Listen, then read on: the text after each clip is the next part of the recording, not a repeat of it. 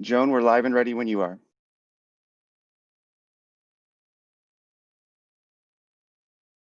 But you can proceed with the video, right? Yes, perfecto. I'll go ahead and play. All right, everyone enjoy the event, and thank you for joining. Here we go.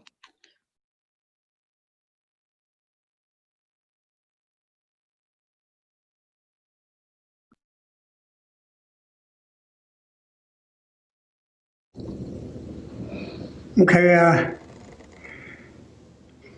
I just got a call to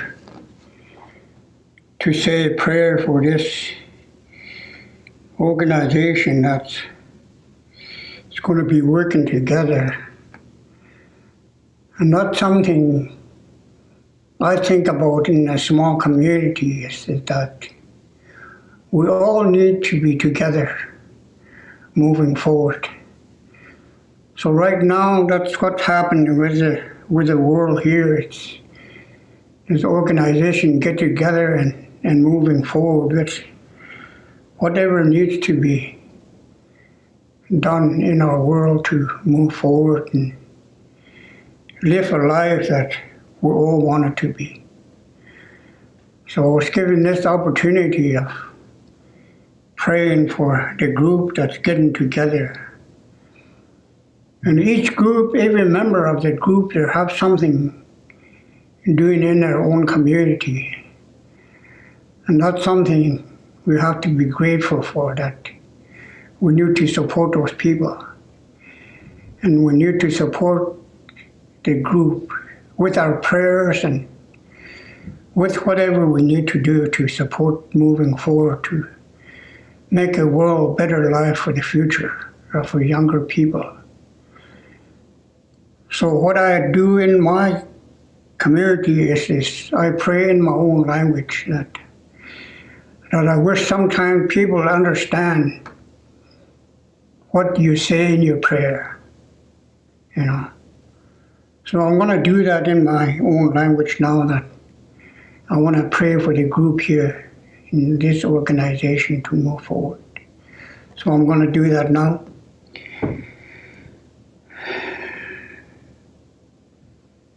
Sano chema chi chong. Dugo aya din chi sata di sin ka. Bega masin de san. Meton di chong zong da. Trying to anything down down there, I think you should. More nine is a bega nine is the tea. I was going day a car. When I do try to acid in, when I do acid, I can only say Tora started down down there, that's not so much. Do go on the Tana did the cheese and cutscenes one day car. I was going day at the night. County car when I was drunk and they are not to get a tea. I was wrong at it around a tea issue. I thought it is issue candida at like the car. In down a hand day when I was drunk. And a yadi when I was drunk in there, we cannot take there. If you are too good, the thing of the tea is not seen. Good on and the round day on down there, I think. If you are 29 the tea, you are the Hitanan tea, must be. Thank you for the opening prayer from Kate Lodice, First Nation elder from Pat Martel, saying a prayer in the Dene language of the Southeast Lake Dene in Canada. As Indigenous peoples, it is our tradition to pay our highest respect to our ancestors and to our unseen relatives, and to ask for their blessings and enlightenment. As the moderator of this session, I wish you good day to everyone, wherever you are in the world. I am Joanne Carling of the Indigenous Peoples Major Group for Sustainable Development, and I'm very humbled to moderate this high-level side event during the high-level political forum. This event is called Partnering with Indigenous Peoples, leveraging their knowledge to achieve the SDGs by 2030, while recognizing the challenge to address the outbreak of COVID-19. This event is co-organized by the International Fund for Agricultural Development, IFAD, the Government of Canada, the FAO, and the Indigenous Peoples Major Group. We are very honored to have with us here in this event high-level officials alongside prominent leaders of Indigenous peoples to discuss about partnerships and about use of traditional knowledge, as well as leveraging traditional knowledge to achieve the SDGs, but also in relation to recovering from COVID-19. So we will have our high-level officials to present their opening remarks, which will then be followed by brief responses and presentations from our Indigenous leaders. Then we will have some time for question and answer. May I then request our participants for your questions. You can send this to Twitter with the hashtag #WeAreIndigenous. The questions will then be collected and it will be then addressed to the speakers. So without much ado, I would like that we start with an opening remarks from Gervais Hongbo, the president of International Fund for Agricultural Development. Just to give a brief introduction, Mr. Hongbo became the 6th president of the International Fund for Agricultural Development on April 1, 2017. Born and raised in rural Togo, Hongbo has spent more than 30 years working to improve the lives of some of the world's most vulnerable people, with extensive experience in political affairs, international development, diplomacy, and financial management. Prior to his appointment as IFAD president, Hongbo was the Deputy Director General of the International Labour Organization, where he led field operations in more than 100 countries and managed its bilateral and multilateral partnerships. He served as Prime Minister of the Republic of Togo from 2008 to 2012, where he introduced economic reforms and enhanced the rule of law and civil liberties. May I then request our Honorable Chaubert to please take the floor. Thank you so much, John. Good morning to you in the Americas. Good afternoon and good evening to all of you. Her Excellency Karina Gould, Minister of International Development of Canada, thank you so much for gracing us with your presence early this morning. This is quite very, very much appreciated. Esteemed Indigenous people representatives, Excellencies, ladies and gentlemen, for me, it's really an honor to welcome you to this event, partnering with the Indigenous people. Even before the pandemic, IFAD had committed to step up our work with the Indigenous people.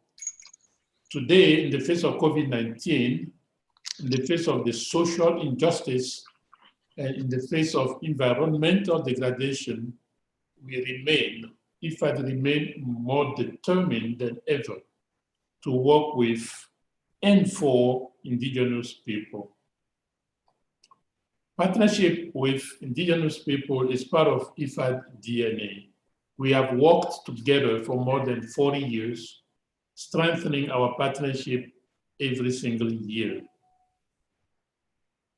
Our current portfolio includes 63 ongoing projects funded through our regular program that reach more than 6 million Indigenous people in 31 countries. In addition, IFAD found the Indigenous People Assistance Facility, which directly supports projects designed and managed by indigenous communities themselves. So far, more than 120,000 people have benefited from 152 projects in 46 countries, and half of them are women. Funding is, of course, important, but it's not everything. Equally important is our continuous dialogue with indigenous people so that their voice is heard and heard loud and clear. We do that through the Indigenous People Forum, whose deliberations feed into the proceeding of IFAD's Governing Council. At IFAD, we do recognize that the rights of indigenous people are too often overlooked. This is why our policy on engagement with indigenous people calls for free, prior, and informed consent. And it does promote the full participation of indigenous people and their organization in policy forums at all levels, be it country, regional, or global level. We certainly do not speak for indigenous peoples. Instead, our intention has always been to provide a platform, such as this event today, so that the development community and policy makers can hear directly from indigenous people and their leaders. Let's recall that indigenous people have a deep connection with the ecosystem, and they are custodian of 80% of the world biodiversity. This is common good that benefits all of us, all humanity. The COVID-19 pandemic and its effects are contributing to increasing the risk for indigenous people to be further marginalized and discriminated against. Their right to land and territories and even their lives are under threat. And this is not acceptable. The international community not only needs to respect their cultural identities, livelihoods, and rights, but also to learn from their holistic approach to living. This goes beyond economic dimension and captures the social, cultural, and spiritual diversity that make our global community stronger. I look forward to a rich discussion with the indigenous people leaders from around the world and to be hearing from our distinguished Minister of Canada, who are our valued partner in this event. Let me now hand the floor back to you, Joan, for your role as a moderator. Thank you so much. Over to you. Yes, thank you.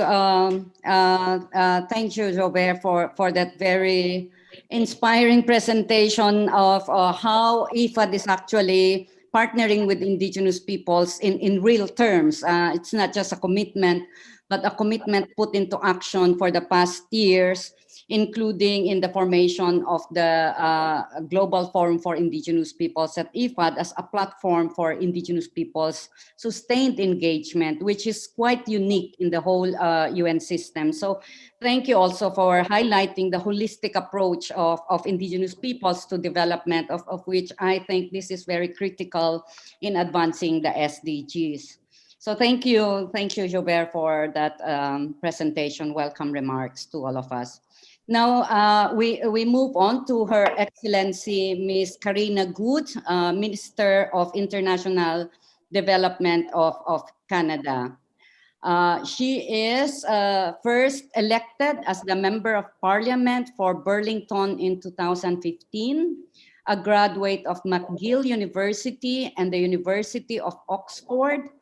Minister Good is passionate about public service and international development. Before her election as the member of the parliament for Burlington, she worked as a trade and investment specialist for the Mexican Trade Commission in Toronto, a consultant for the Migration and Development Program at the Organization of American States in Washington, D.C., and spent a year volunteering at an orphanage in Mexico. Her Excellency, Ms. Karina Good, welcome to this. We're very happy to have you with us, so kindly take the floor. Thank you so much, Joan, and good morning from Canada. I know that it's different times around the world for our participants, but here it's bright and early in the morning. So I am very honored to be joining you, Mr. President. Thank you for those opening remarks, and thank you for all the work that you do. Canada and IFAD have a very long-standing and deep relationship, and along with our fellow co-conveners, I'm very glad to be joining you for this very timely discussion. And I'm humbled to speak before the impressive panel of Indigenous leaders, including Jackie Milne, a Northern farming expert and Métis woman living and working in Hay River, Northwest Territories. And I was especially proud that the event was opened by a Canadian Indigenous elder. So thank you for including me in this morning's event. We know it is crucial for all of us to work together to achieve the Sustainable Development Goals, but we only have 10 years left. And we are fighting a global pandemic that has brought the global economy to its knees. So how can we realistically achieve the 2030 agenda? Well, we know that we cannot do this without fundamentally changing the way we work together to protect our health and to protect our planet. We cannot achieve the SDGs if we leave half of the world's population behind. And we will certainly not do it unless we open our hearts and our minds to learning from Indigenous peoples and to their traditional knowledge and practices. We acknowledge the important role Indigenous peoples play in Canada and around the world in protecting biodiversity and in climate adaptation and mitigation through their special relationship with the land and water.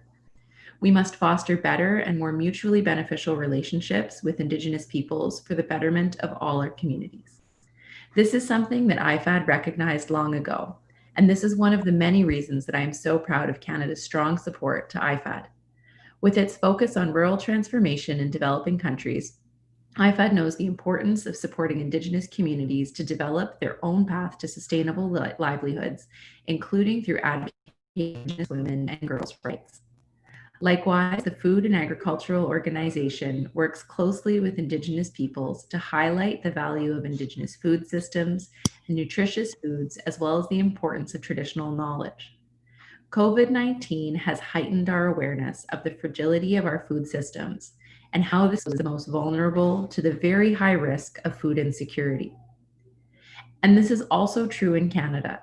Since very early on in the crisis, my government, together with our partners in the provincial territorial governments, has provided targeted support to Indigenous communities, given the unique challenges many of them face. We have contributed over $380 million in funding through our Indigenous Community Support Fund to support Indigenous communities in their emergency responses to COVID-19, including several measures related to food security. Canada also supported a range of efforts to increase the security and sovereignty of Indigenous peoples for the long term. While there is a great range in these initiatives, it is clear that the most successful have one factor in common: strong Indigenous leadership and community engagement.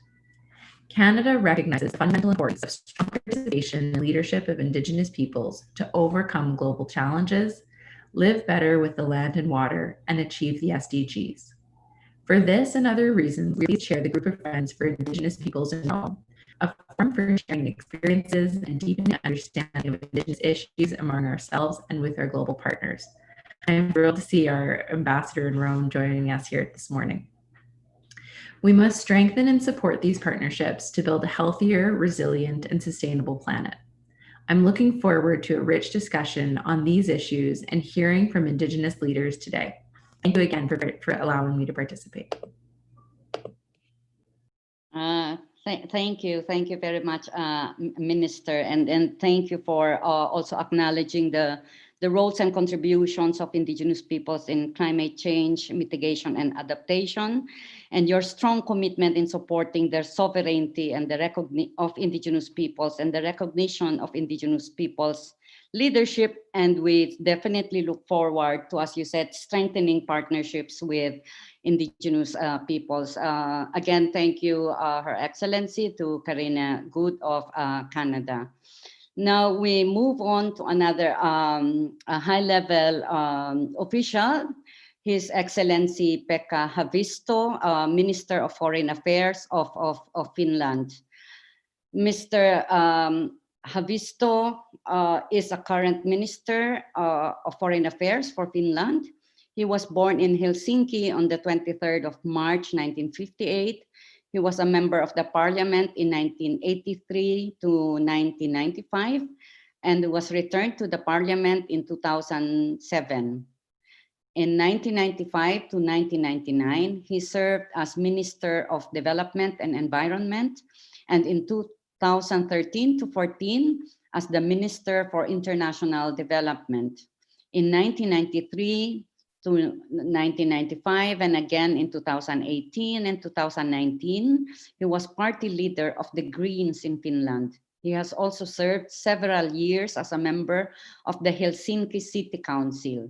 He stood as a candidate in the presidential election in Finland in 2012 and in 2018. So we're very honored and humbled to have with us His Excellency Pekka Haavisto. Sir, you can take the floor now.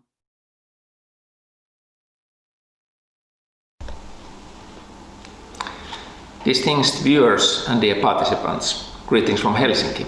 And if you happen to hear some drumming on the background, we have a big climate demonstration here in front of the government building. People are for the good cause, also for Indigenous peoples.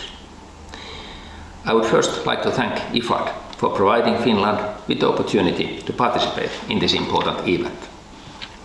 The promotion and protection of the rights and participation of Indigenous peoples are long-standing priorities of Finland's foreign and security policy and international human rights policy. They are also vital for our efforts to achieve the Sustainable Development Goals and are also critical for protecting our planet. Indigenous peoples have the rights to determine and develop priorities and strategies for exercising their right to development, as reaffirmed by the UN Declaration on the Rights of Indigenous Peoples. I emphasize the importance of free, prior and informed consent. That is critical for food security and livelihoods and culture of Indigenous peoples. Food insecurity was a major threat even before the COVID-19 crisis.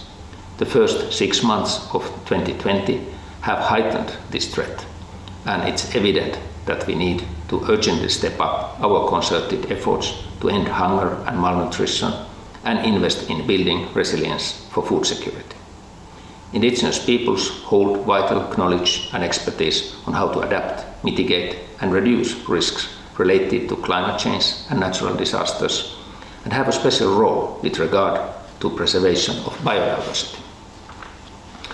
For example, the indigenous Sami people have observed the first signs of climate change already in the 1960s. The changes have accelerated over the course of the 2000s. A recent scientific study conducted in Finland illustrates how the Sami have adapted to climate change in reindeer husbandry and explored ways for them to adapt to climate change in a culturally sustainable manner. These are examples that we need to build on. The voice of Indigenous peoples needs to be at the heart of the upcoming Food System Summit and its preparatory process. Indigenous peoples' concerns must be reflected in its agenda. Working closely with Indigenous peoples is one of the reasons Finland is so dedicated to our partnership with IFAD. Together, we aim to develop sustainable and inclusive food value chains and functioning food systems. This includes inclusive finance, the need for which has been further emphasized by COVID-19. Through dialogue and trust, we can identify holistic responses which enable us to prepare better also for future shocks. I wish you an inspiring event. Thank you.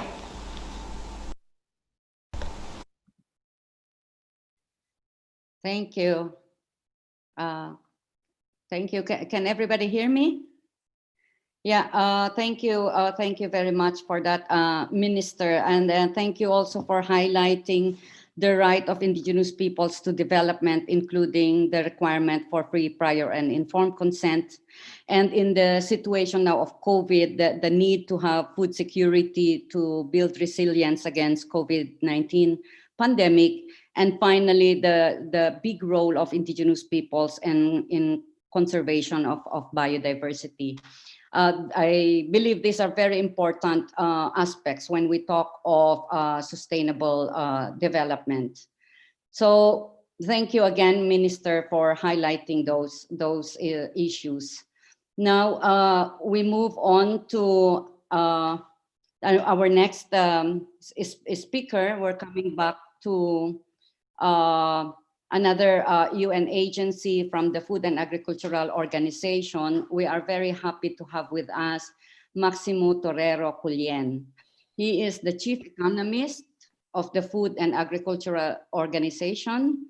He joined the organization in January 2019 as Assistant Director General for the Economic and Social Development Department, and prior to joining FAO, he was the World Bank Group Executive Director for Argentina, Bolivia, Chile, Paraguay, Peru, and Uruguay since November 2016.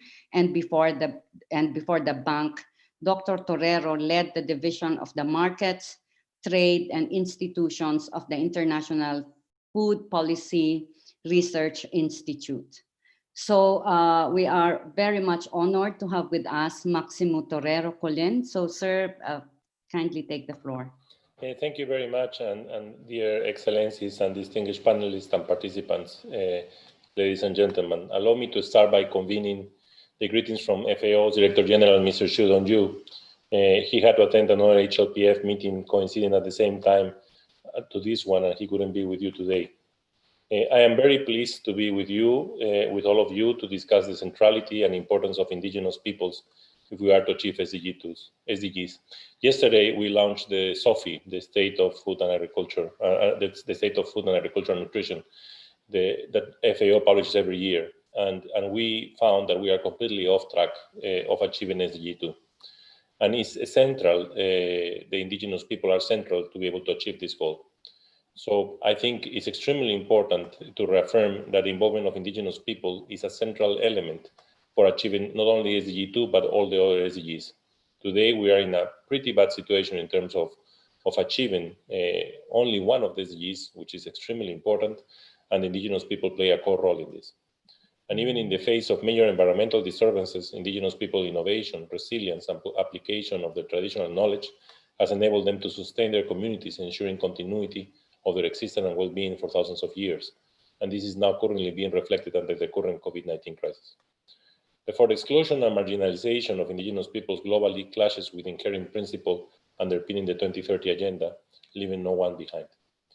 Albeit Indigenous peoples are mentioned directly only in two SDGs, the second and the fourth. All the SDGs are relevant for Indigenous peoples, and Indigenous people are relevant for all SDGs. Furthermore, Indigenous peoples are the custodian of 80% of the world's remaining biodiversity. Though the unique territorial management practices of their indigenous food systems, they are able to feed their communities while also preserving the environment in which they live. The know-how for this unique and sustaining capacity is within their ancestral tradition and knowledge passed from generation to generation. Unfortunately, the lack of recognition of Indigenous people and the lack of respect of their rights to land, natural resources, and territories is not only undermining their institutions, but also affecting the overall achievement of the SDGs. There are three key points I would like to make here. The first one is that we will not achieve SDGs without changing our consideration of the essential role of Indigenous peoples play. Let me just take an example. Yesterday, we were talking about SDG 2 and how far we are from achieving it. By 2030, we will be in around 840 million people undernourished, very far from the zero hunger. Not only that, yesterday we were discussing on how unaffordable are healthy diets. And who the best than Indigenous people to show us how to bring healthy diets on board, the diversity of diets that they consume and how they can subsist and manage. So there is a lot to learn from them, and it's the worst of the mistakes for us not to take them into account in all the decision process we take. Secondly, Indigenous people are not vulnerable per se. The lack of respect of their rights, the marginalization and discrimination they endure, places them in situations of vulnerability. Thirdly, I cannot emphasize enough the importance of Indigenous people food systems and their traditional knowledge in preserving the environment. We are moving towards the Food System Summit, and the Food System Summit is to talk about systems which combine achieving SDG 2, which is food. We want food available to everybody in Earth, but also to looking at the trade-offs over the environment. And that's where we can learn a lot. We are talking that we don't know how to do it and we have to find solutions, but we don't learn from what we have there, from our Indigenous people and our ancestry. So I think it's central for us to learn from them and to figure out how we can achieve these goals, rather than starting to find solutions where we don't have the solutions yet. So let's learn from them and let's try to achieve SDG 2 and achieve the food systems transformation that is needed to be able to move from the situation we are today. What is FAO doing with Indigenous people? FAO considers Indigenous peoples key allies in achieving food security for all. I would like to take the opportunity to congratulate Canada for sharing the group of friends of Indigenous peoples in Rome. Born in November 2019, FAO is honored to support Canada and the group of friends by performing the secretarial work for this group. The group of friends in Rome, in which WFP, IFAD, and Biodiversity also participate, is essential to guarantee that Indigenous peoples and their food systems are included in the 2021 UN Food System Summit. This is central, and FAO will do all its efforts to be able to include them as much as possible in the Food System Summit. 2 weeks ago, 24 countries from different regions gathered for the most recent meeting of the group of friends. The increase in the number of countries is good news for the SDGs. In addition to the group of friends started by Canada and FAO, the launching of the Global Hub on Indigenous Peoples' Food Systems at the Commission of Agriculture in September 2020 is a very timely to place Indigenous people knowledge and innovation at the same level of recognition and respect as scientific knowledge.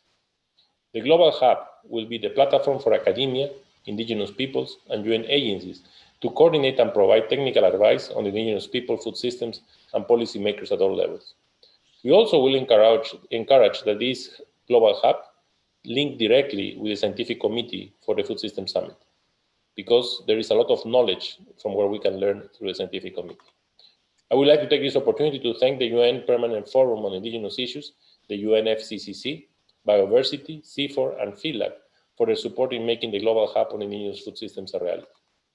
Additional good news is the Washington, D.C. FAO Liaison Office for North America is discussing future partnerships with Indigenous people of the US and Canada on Indigenous people food systems with the aim of providing inputs to the Global Hub and to the UN Food System Summit.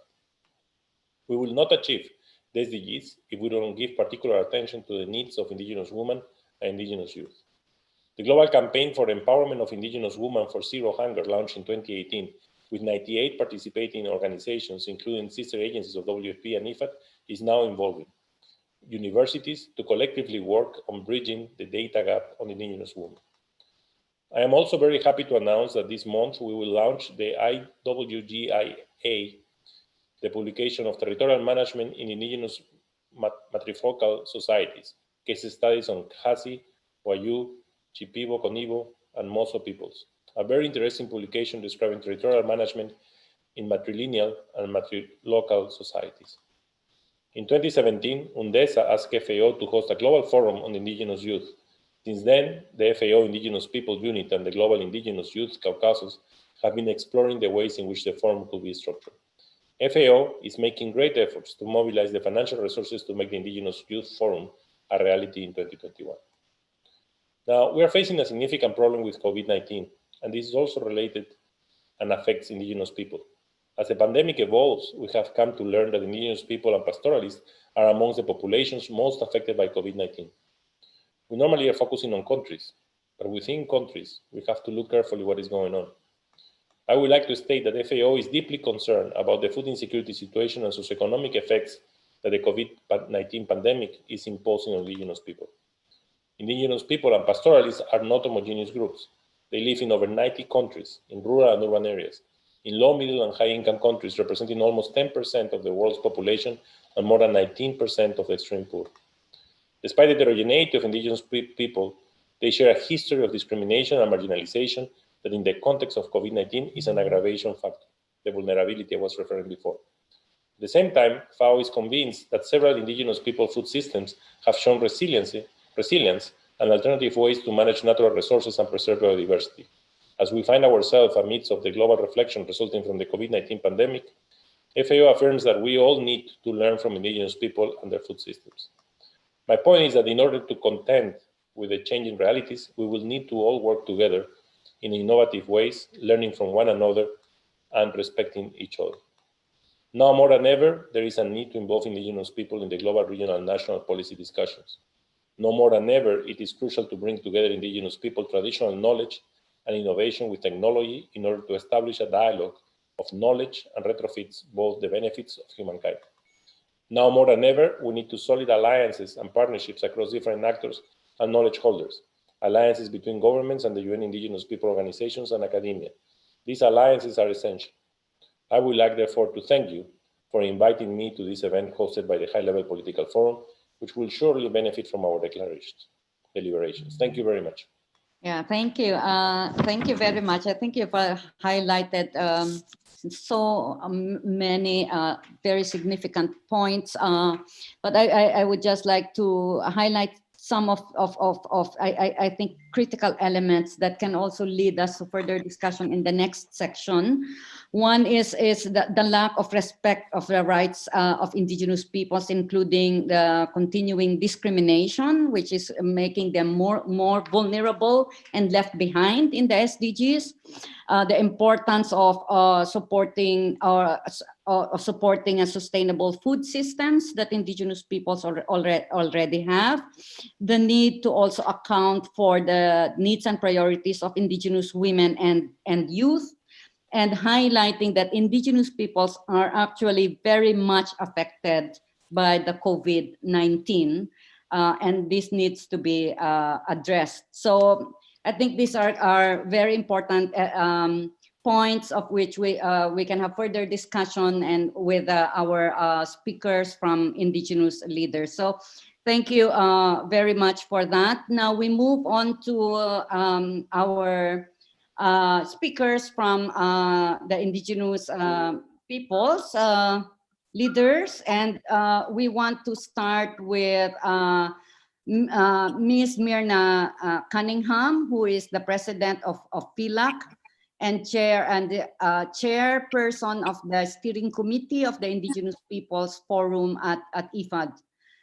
Myrna is an indigenous Miskita from Nicaragua. She's a worldwide known indigenous activist and former chairperson of the UN Permanent Forum on Indigenous Issues.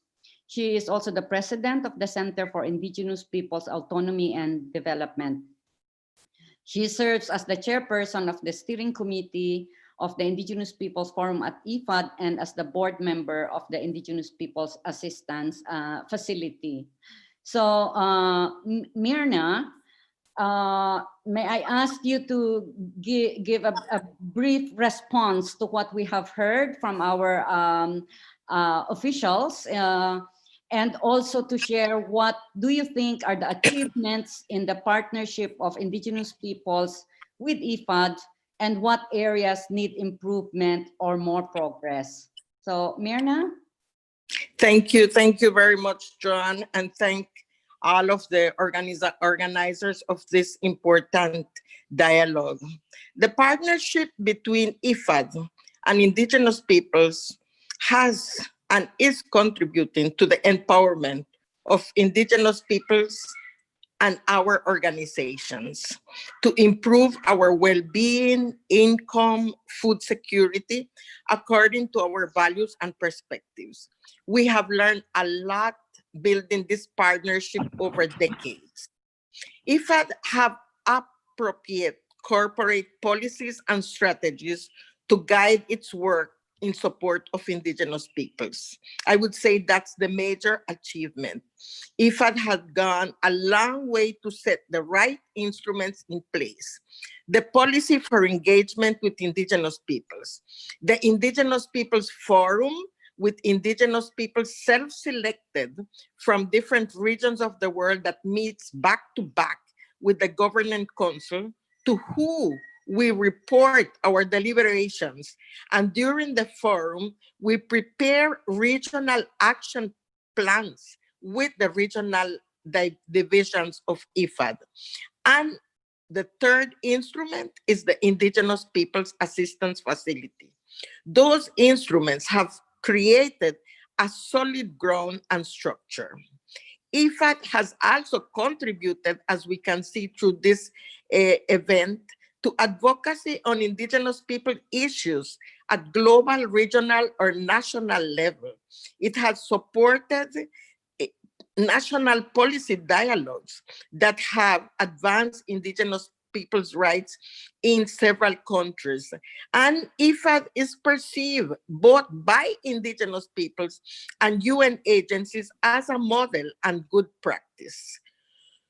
In the last years, we are going deeper into one of the challenging areas that we saw at the beginning, that is at country level, both for partnership and Indigenous peoples organization, and moreover to ensure that the projects through loans to government apply the policy and fully engage Indigenous peoples. And we are trying to ensure an oversight by the Indigenous Peoples Forum through the steering committee at regional level. We want to ensure that design, implementation, and supervision of these projects are done with full and effective participation of Indigenous peoples. And we want to ensure that through those projects, we can really exercise our right to development with culture and identity. For Indigenous peoples to advance in building partnership to implement the SDG with IFAD, FAO, other agencies, and international cooperation, it's important that each one of them set policy and instruments in place. To make our voices heard at these different levels, we have organized at the international and regional level through, for example, the Indigenous Peoples Major Group, or at the regional level in Latin America, we have the Regional Indigenous Platform that we have created with Aviala and FILAC. And we believe that any partnership should learn from our experiences, our knowledge system, respect our governance system, promote our rights, should be based on solidarity, needs, and aspiration of Indigenous peoples, be accountable, transparent, and advance to equity and non-discrimination. So thank you very much, John. Thank you. Thank you very much for that succinct response, Myrna. I think you have captured the areas and the values that are and the principles that are needed in strengthening partnerships with Indigenous peoples. Now, thanks again, Myrna. Now we move on to another prominent Indigenous leader. She's actually the former UN Special Rapporteur on Indigenous Peoples' Rights. She belongs to the Kankanaey Igorot people of the Cordillera in the Philippines. And she has been the chairperson of the UN Permanent Forum on Indigenous Issues, and actively engaged in drafting and the adoption of the UN Declaration on the Rights of Indigenous Peoples in 2017. She has been supporting IFAD in its engagement with Indigenous peoples for the past 15 years. So we are very much honored to have Ms. Vicky Tauli Corpus with us. Vicky, you denounced a sharp increase of persecution and criminalization faced by Indigenous peoples during your term as a special rapporteur, including in the hands of business and development actors. In order to address this, what are the necessary measures and actions to ensure a human rights-based approach to Indigenous peoples' partnerships with development actors? Vicky? Yes, thank you very much. And thank you very much to IFAD for organizing this, and also to the ministers of Canada and Finland for being with us in this panel. I think that the title of this panel, which is Partnership with Indigenous Peoples, is indeed very key. That's the key approach in terms of involving Indigenous peoples and making them actively engage in the processes undertaken by multilateral organizations as well as by national governments. And I think that the presentations earlier would actually show the contributions of Indigenous peoples to achieving sustainable development, as well as to ensuring that the territories and the food systems that we value very much are still there, and they are still functioning as we would like them to be. Now, in relation to the issue of how Indigenous peoples are persecuted and criminalized, I'm also glad that the speakers all emphasized the fact that respecting the rights of Indigenous peoples is crucial in achieving the sustainable development goals. And of course, one of these is their capacity to participate and engage actively in designing and implementing the activities related to SDGs.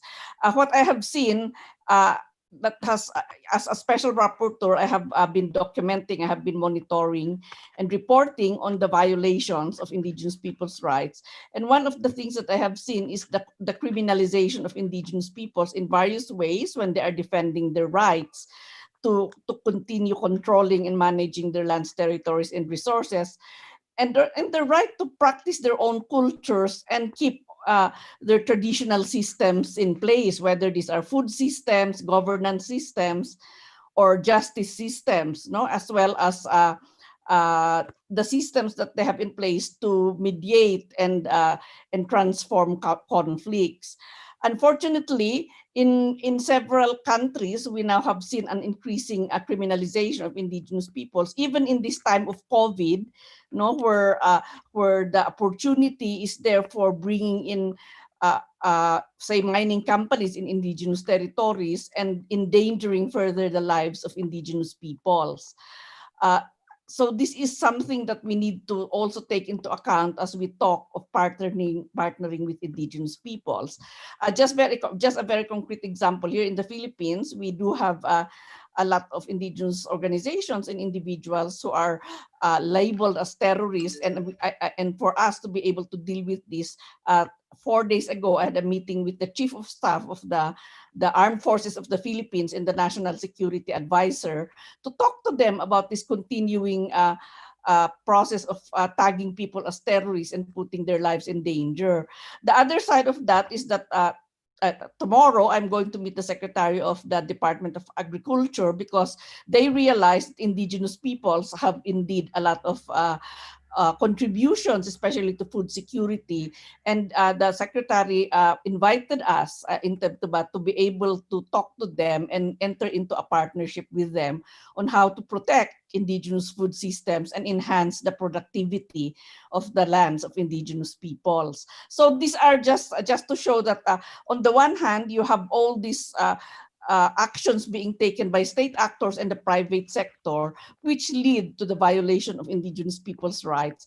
But on the other hand, because Indigenous peoples have worked very strongly to set international standards for the respect of their human rights, governments now are reaching out also in other ways to be able to really bring on board Indigenous peoples in participating in the work that they are doing. So my view is that the IFAD, FAO, and all other multilateral organizations, if they put human rights in the center of all the work that they are doing, then there is a bigger chance that indigenous peoples will be able to really continue pursuing the contributions that they are providing, not just for themselves, but the world at large, and for them to be able to share these knowledge and practices and innovations so that we will all benefit from those centuries of millions of years of experiences. So I'm congratulating IFAD again for this, and I hope that the next Indigenous Forum, we really will talk concretely about all these steps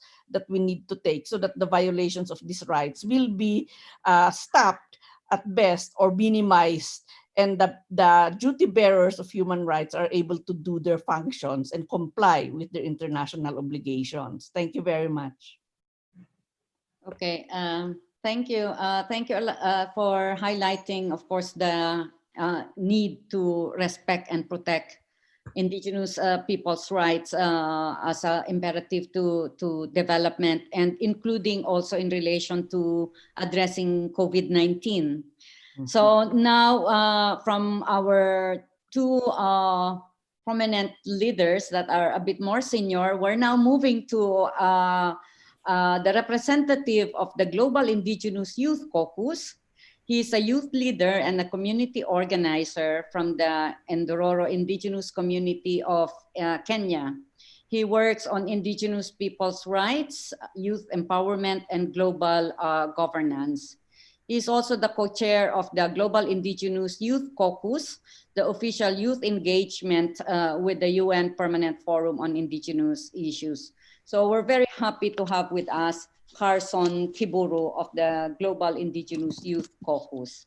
So Carson, can you tell us about the aspirations and visions of indigenous youth in relation to achieving sustainable development, and what are your strategies to advance your vision, including in the post-COVID-19 recovery? Carson, you have 3 minutes. Okay, thank you, Joanne, and excellencies and distinguished panelists. First of all, I'm really impressed with the wording that started with the president of IFAD, step up. And I've heard from a lot of distinguished panelists who've come before me. I've heard the word step up so much, and it's going to appear definitely in mine too. So we are pleased as Indigenous youth to be invited to this great meeting that has been actually put as a partnership. While Indigenous youth are responding to the call for the decade of action to deliver sustainable development goals, the GIYC has been quite active in mobilizing attention around COVID-19, showing sensitivity towards the fact that the elders are those most vulnerable to it. Indigenous youth recognize the significance of our sustainable practices whose threats are exacerbated by the COVID-19 and its socioeconomic effects, even though these vulnerabilities were already existing. And so here are a few proposals that GIYC is gathering from the Indigenous youth and the key pathways to achieving these sustainable development goals. In all the cross-cutting sustainable development goals, we are in dialogues with the UN agencies, civil society organizations, and other major groups so that we can have mutually beneficial yet culturally relevant solutions. And the key features that appears in the Indigenous Youth Action today is the ability to step up.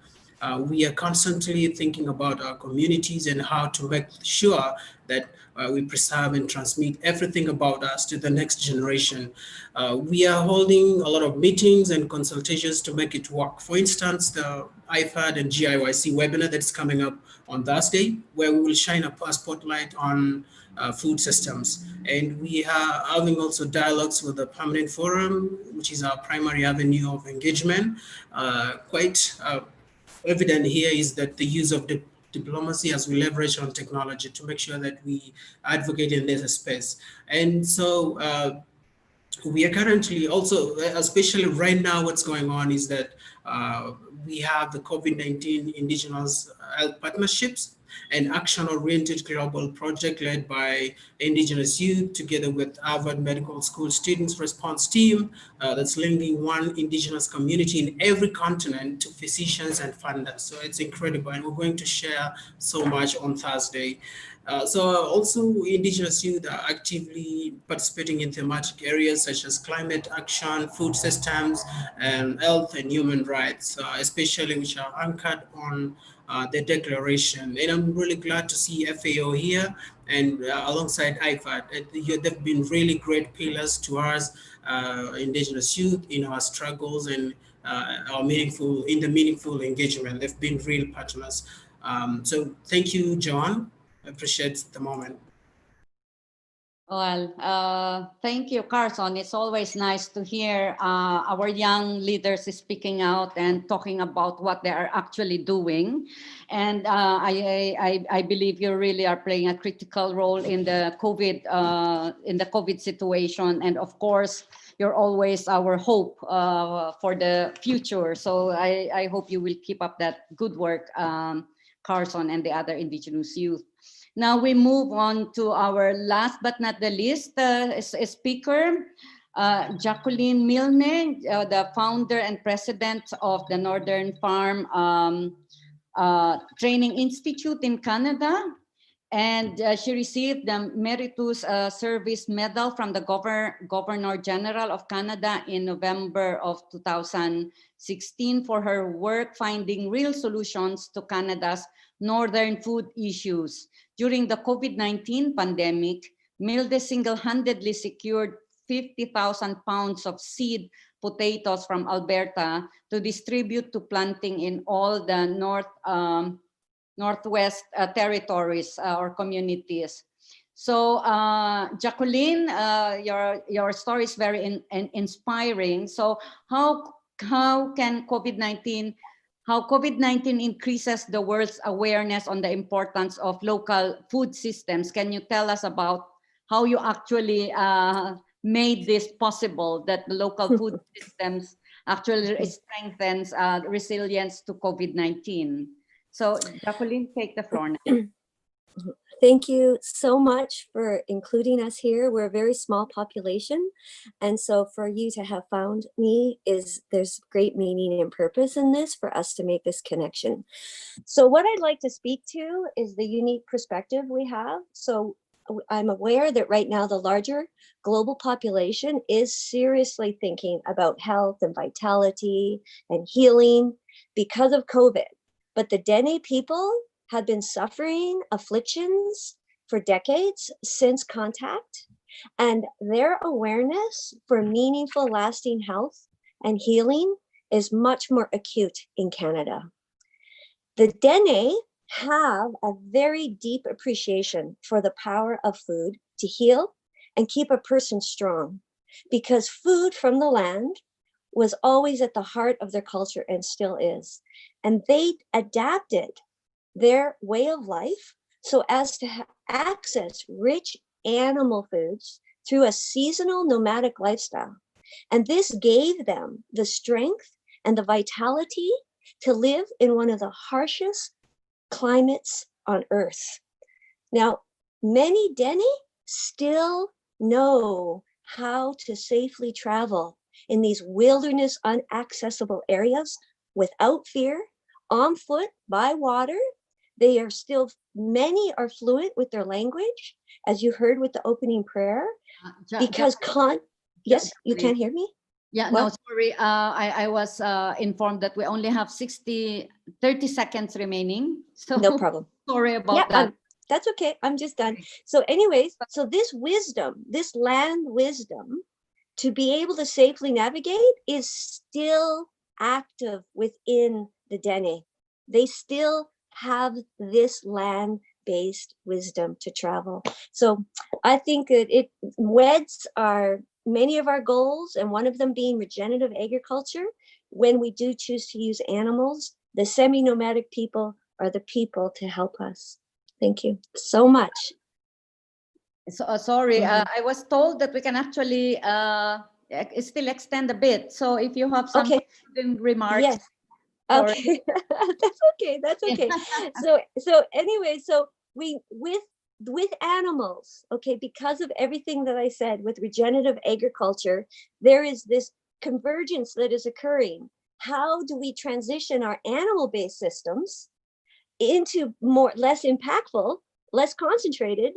Well, we need a people who are drawn to and are wanting to live simpler and on the land. And we have many indigenous people around the world who the tradition is to live semi-nomadically. So we can learn from them. So thank you very much for this time to speak.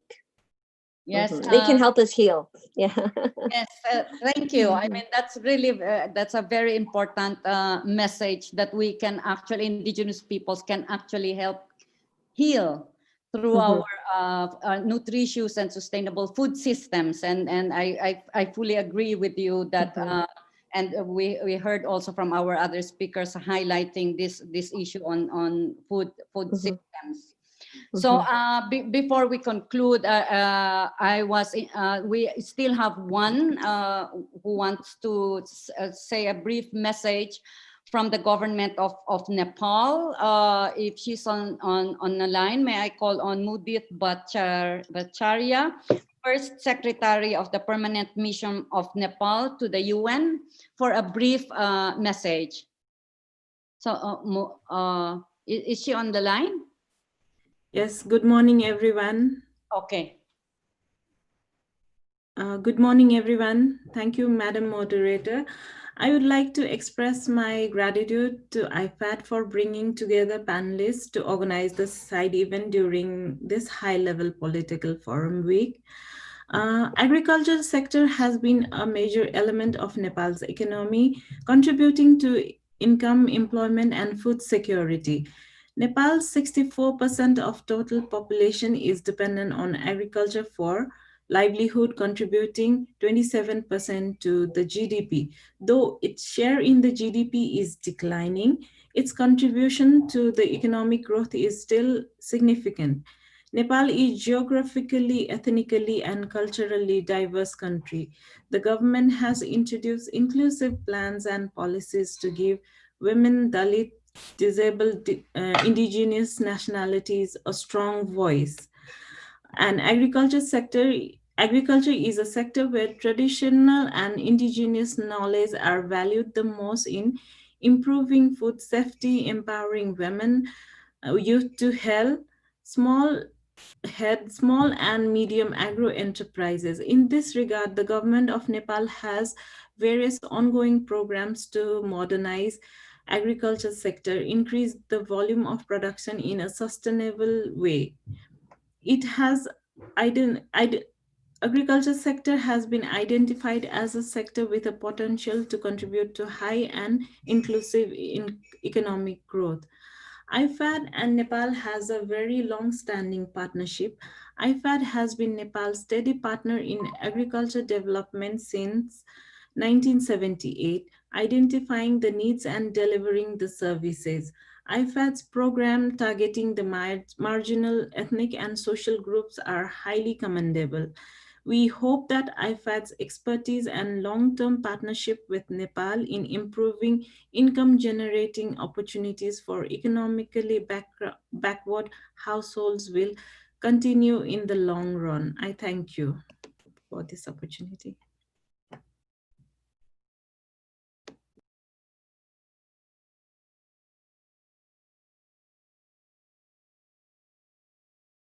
Mike, John? Joan, you're on mute. Sorry.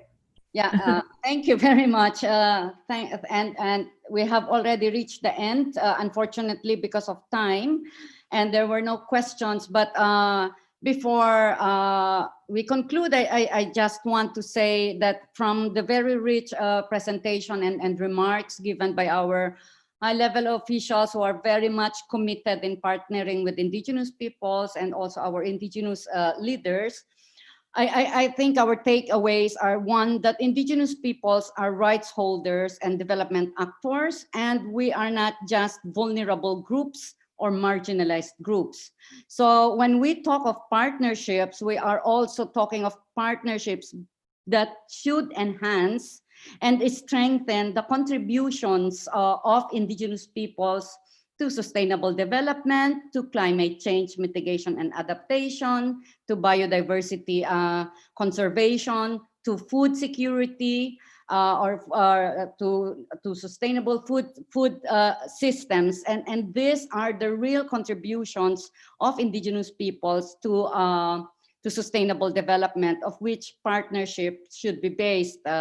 Second is that there needs to be a respect and promotion of the rights of Indigenous peoples, and that we need to be aware on the challenges that Indigenous peoples are facing in relation to the respect of their rights, like cases of land grabbing and criminalization are still prevalent, and we need to work together to address this situation, including the discrimination of Indigenous peoples.